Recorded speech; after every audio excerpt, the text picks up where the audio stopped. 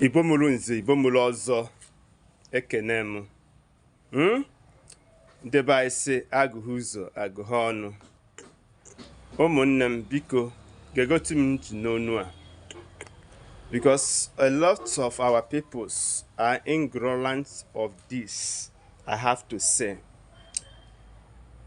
You know, it's not of no use that you as a person in particular don't want to learn or asking questions about things you don't know of or how this come into existence. By asking questions does not make you a stupid, you know, or without learning from others. But by asking questions can make you more strong and more knowledgeable enough.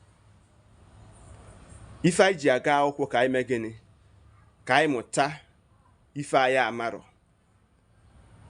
So, my concern based on some teachings which I thought of, some of our peoples are ignorant of it. Even the Bible you are reading say that we should understand the things of this world before looking into the things of the spirit. What do I try to say? Always ask questions.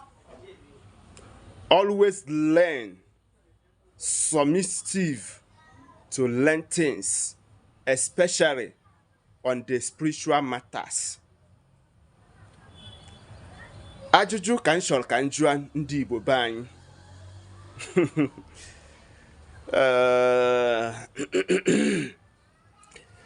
Ka ife kpatarụnụ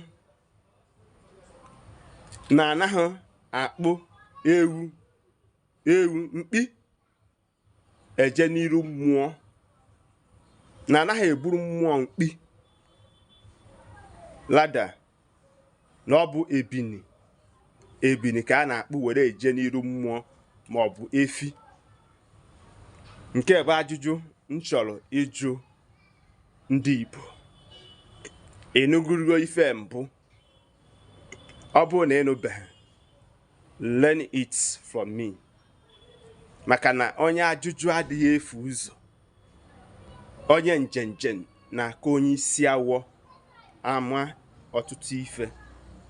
Ọ gosikwa ka ọha n'onu. Cheta na ife njụrụ ka ihe kpatarụ akpụrọ mkpi eje n'iru mmụọ, eburu mmụọ mkpi, mana ọ bụ ebini ma ọ bụ efi.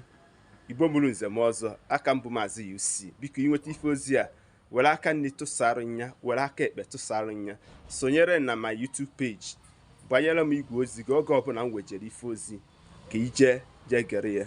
Ụmụnne m, ndewonu.